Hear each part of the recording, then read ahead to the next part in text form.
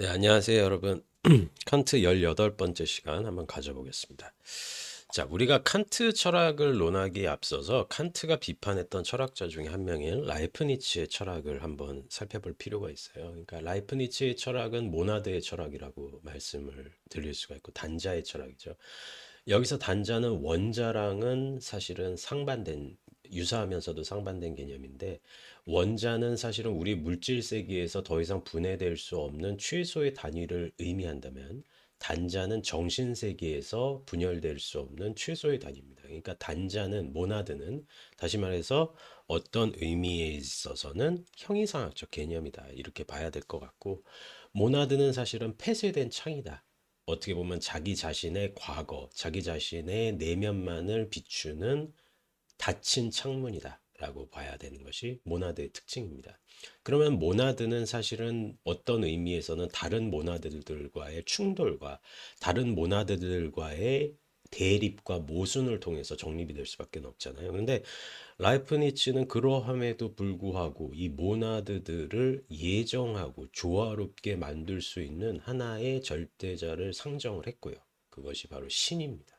그러니까 어떤 입장에서는 라이프니츠의 철학도 칸트의 논리와 좀 비슷한 지점이 있는 것 같기도 하죠. 왜냐면은 모나드가 가지고 있는 모순과 대립의 속성들, 다른 모나드들을 배제하고 밀어내는 속성들은 어떻게 보면은 그것 자체로 다른 것과 예정을 이루지 못하고 조화를 이루지 못하는데, 이 모든 것을 필연적인 순간과 필연적인 대상으로서 자유롭게 하고 예정을 일으키고 조화를 일으킬 수 있는 하나의 완벽한 존재인 신을 해야만 했다는 것이죠.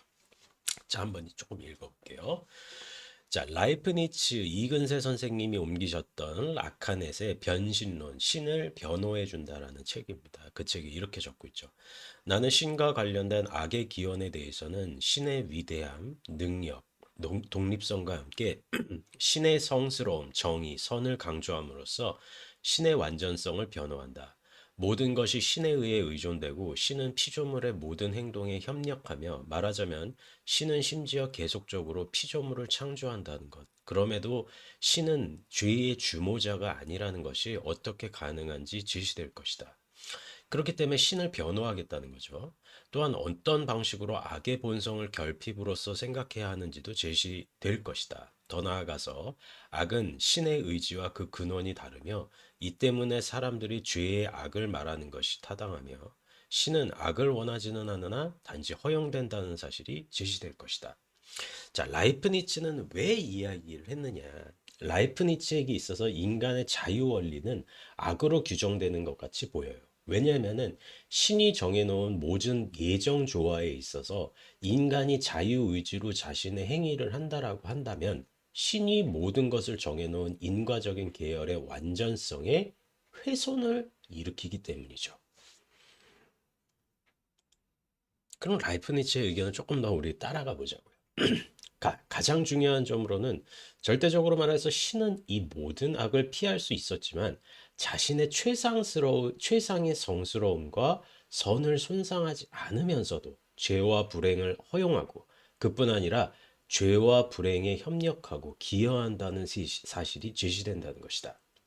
왜냐하면은 어떤 사람이 불행한 사고를 겪거나 어떤 불행한 어떤 집단의 그런 어떤 많은 희생자가 발휘하거나 이런 것도 사실은 신의 뜻으로 바라봐야만 하는가? 사실 이런 질문 우리 충분히 할 수가 있잖아요. 자, 내가 변호하는 것은 신에 대한 논고이며, 내가 옹호하는 준칙 중 하나가 신은 선한 의지를 버리지 않는 사람들을 반드시 돕는다라는 내용이에요. 그러니까 어떻게 보면은 그렇게 불우하고 그렇게 불행한 위치에 있더라고 하더라도 신이 자기 자신의 개별자의 구원을 포기하지 않는 개별자에 있어서는 어떻게 보면은 신이 그런 사람을 돕는다. 그런 믿음을 나는 어 신이 가장 바랄 것이다. 지금 라이프니츠가 그렇게 이야기를 한다라고 보시면 될 것 같아요. 자, 라이프니츠 또한 칸트와 마찬가지의 입장인 듯 하면서도, 죄송합니다, 그 결이 다름을 알 수가 있어요.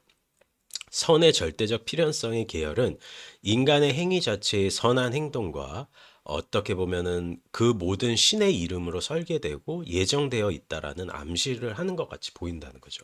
그러함에도 불구하고 라이프니츠는 신의 선한 의지에 대해서 칸트만큼 도덕적 행위의 입법성, 왜냐하면 칸트에게 있어서 가장 중요한 거는 내가 도덕적 행위를 함에 있어서 나의 준칙을 내 스스로 입각해서 만든다라는 점이었잖아요. 하지만 여기서 칸이란다. 칸트가 신의 현존을 요청할 수밖에 없었다는 것은 내가 나 자신의 주관의 입법성을 행함에 있어서 그것이 주관적인 표상의 내면의 제한으로서 끝나면은 안 되니까 신의 현존을 요청할 수밖에 없었다는 거죠.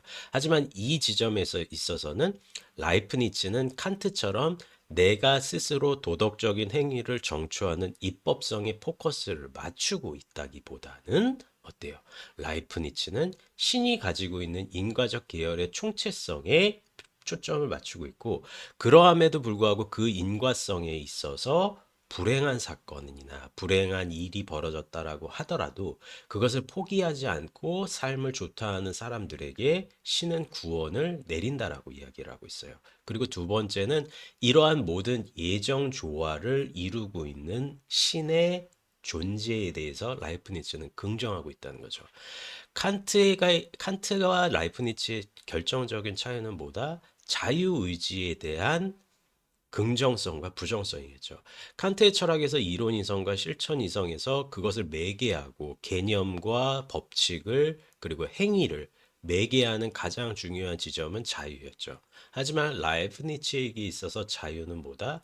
신의 인과적인 계열을 훼손할 수 있는 인간의 악이 시작되는 지점이다. 이렇게 표현을 하고 있다는 점입니다.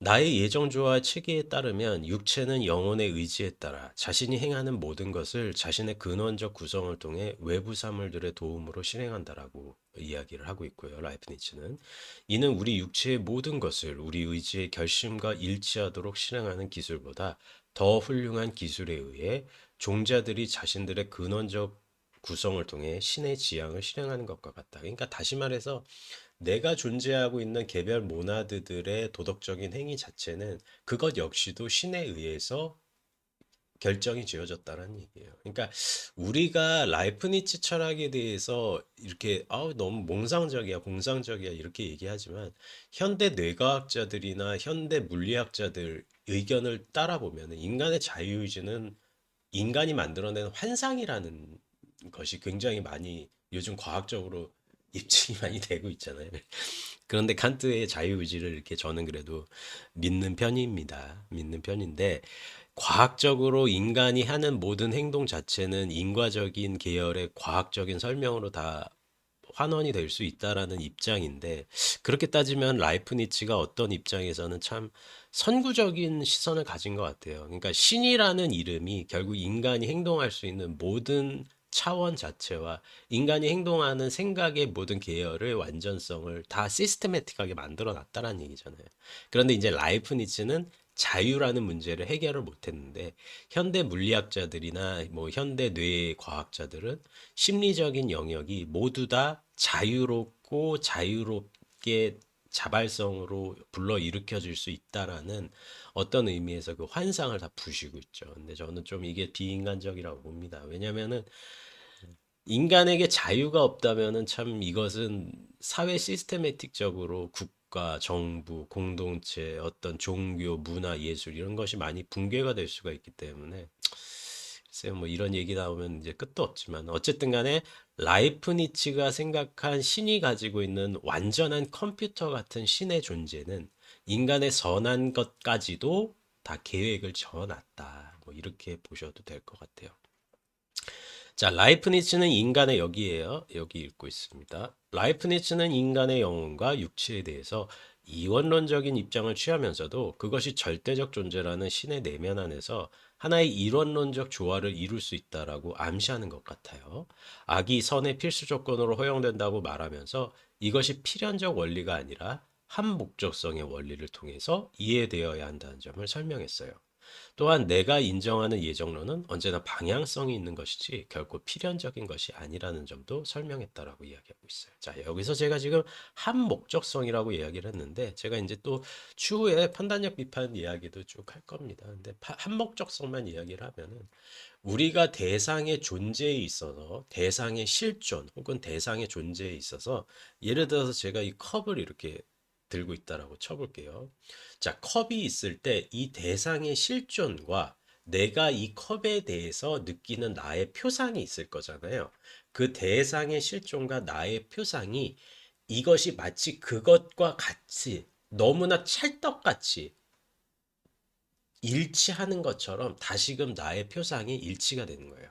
그런데 사실은 이 커피잔은 좋은 예가 아닐 수가 있죠. 왜냐하면 이것의 목적은 완전히 외부로 드러나 있잖아요. 어떤 목적이죠? 이건 물을 담고 커피를 담고 마실 거를 담는 것의 목적이 외적으로 완전히 드러나 있잖아요. 그러니까 이거는 내적, 외적 한목적성이 될 텐데 예를 들어서 우리가 바깥에 있는 나무를 한번 봐보자고요. 나무는 우리가 아무리 애를 써도 나무를 만들 수는 없어요. 나무는 그 자체로 나무의 개념적인 유와 나무라는 유와 어떤 특정 목, 유와 목을 통해서 개별 나무가 성립이 된 것이겠죠. 자, 그랬을 때 나무를 봤을 때 나무의 실존과 우리가 내가 나무를 봤을 때 저 나무가 너무 아름다워서 내가 어렸을 때 느꼈던 어떤 추억의 시점을 떠올리게 하는 것을 저 나무가 품고 있다라고 한번 생각을 해보죠. 자, 내가 나무에 대해서 품은 그 마음은 나의 표상이겠죠. 그런데 그 나무의 대상의 실존과 내 마음에 불러일으켜준 아름다움의 표상이 마치 그것이 목적이 있는 것처럼 어때? 일치하는 듯하게 나에게 표상되는 것이 한목적성이라고 이야기를 해요. 무슨 얘기인지 아시겠죠? 한목적성은 뭐다? 대상의 실존이 나의 마음에서 불러일으켜진 표상과 거부감 없이 이질감 없이 일치하는 듯이 나에게 다시금 표상되는 것이 한목적성이다. 그래서 사실은 라이프니츠에 따르면 신이 이 세상을 만든 이유와 이 대상 세계의 실존이 그 어떤 이질감 없이 맞아 들어가는 지점이 있을 때 여기서 라이프니츠는 뭐라고 얘기했어요? 한목적적이다라고 이야기를 하고 있죠. 자, 이성의 진리를 두 가지로 나누고 있어요. 첫 번째는 라이프니츠에 따르면은 영원한 진리라고 불리는 것, 절대적 필연적인 것으로 모순을 필연적인 것으로 모순을 함축하지 않는다는 것이고 다음의 것은 모순을 함축한다는 것이에요. 이런 진리의 필연성은 그러니까 영원한 진리는 논리적이고 형이상학적이고 기하학적인 반면에 부조리에 빠지지 않고 그것을 어떻게 기꺼이 진리에 마련을 한다는 것이고 신이 우리에게 법칙을 통해서 부여했다는 거예요. 그리고 이것은 우리의 지성과 이성을 통해서 어때? 확보할 수가 있다는 점이에요. 자, 우리는 이 진리를 경험에 의해서 후험적으로 알게 돼요. 아무리 법칙이 있다라고 하더라도 우리가 감각하고 경험하는 대상을 통해서 그것은 직접적이가 아니라 간접적으로 드러난다는 얘기예요. 이성에 의해서 또는 아프리오리하게 진리를 선택하도록 한 한목적성을 고찰함으로써 알게 된다는 거죠. 신의 자유로운 선택이지 기하학적 필연성은 아니라는 거예요. 그러니까 내가 아무리 나무를 보고 그 나무에 대해서 표상을 느낀다라고 한들 그것은 신의 진리가 아니지 기하학적인 아니, 신의 자유로운 선택이지 그 목적에 부합하게 한 신의 뜻이지 우리의 필연성이라고 볼 수는 없다라는 얘기죠. 따라서 물리적 필연성은 도덕적 필연성과 구분이 되어야 한다. 마땅히 무엇을 해야 한다라는 당위의 도덕 법칙의 정립에 대해서 라이프니츠가 조금 다른 입장을 취하고 있다는 것이죠. 칸트는 도덕적인 필연성이 기하학적인 필연성보다 우위에 있다라고 본 면에 무슨 얘기인지 아시겠죠? 왜냐하면 순수 이성 비판은 예비학이고 실천 이성 비판에서 인간이 어떻게 살아가야 되고 도덕적으로 구현을 하고 구축을 하는 지점에 칸트가 실천 이성 비판에 포커스를 맞췄다면 라이프니츠는 그냥 이걸 구별하는 차원에서만 머물고 있다. 그리고 이것이 한목적적으로 표상이 될 수 있는 가능성은 있다. 이렇게만 이야기를. 그러니까 라이프니츠는 조금 둥글둥글하게 모는 거고 칸트는 구획을 완전히 짓고 있는 거죠. 이것도 한번 읽어보고 칸트 철학에 빗대어 라이프니츠 철학 체계에 대해 생각해 볼 점. 자, 라이프니츠는 물리적 필연성에 대해서 자연 질서를 이루는 근본 원인이라고 말하고 있어요. 운동 규칙, 그리고 신이 사물들을 존재하도록 하면서 그들에게 기꺼이 부여하고자 한 다른 일반적이고 보편적인 법칙이 존재한다는 거예요. 그렇기에 신이 근거 없이 그러한 규칙과 법칙을 부여하지 않았다라고 라이프니츠는 말하죠. 라이프니츠는 또한 그 어느 것도 신의 변덕에 의해서 제비뽑기에 의해서 마련되지 않았다라고 이야기하고 신의 질서를 떠나서는 어떠한 것도 행하지 않았다는 것이 라이프니츠의 생각이에요. 자, 여기서 우리가 알 수 있는 것은 자유에 대해서 라이프니츠가 대단히 회의적으로 바라봤다는 점이죠. 앞서서도 말씀드렸듯이 자유는 인간의 자발적인 행위를 촉발을 하지만은 자유의지라는 것이 행함에 있어서 그것도 마치 신에 의해서 설계가 되었다라고 라이프니츠는 끊임없이 신의 입장에서 포섭을 하는 것이고 칸트는 인간이 행하는 개별자의 자유의지가 신에 의한 인과성에 포섭이 되지 않고 오히려 내가 행하는 자유의지를 통해서 신의 현존의 필연성을 요구할 수 있다라고 이야기하는 점에서 다른 거예요. 다시 한번 말씀드리면 라이프니츠에게 인간의 자유의지는 신에 의해서 다시금 포섭된다면 칸트에 의해서 자유의지는 내가 스스로 입법하고 오히려 그것이 신의 현존의 요청을 요구할 수 있는 능동성을 가지고 있다. 이렇게 보시면 될 것 같습니다. 조금 내용이 좀 어려웠지만요. 그래도 따라가시고 이렇게 해보시다 보면은 분명히 도움이 되실 거라고 봅니다. 내용이 유익하셨다면 좋아요와 구독도 부탁드리고 영상 보시는 분들 감사드리고 좋은 하루 보내시기 바랍니다. 네, 감사합니다.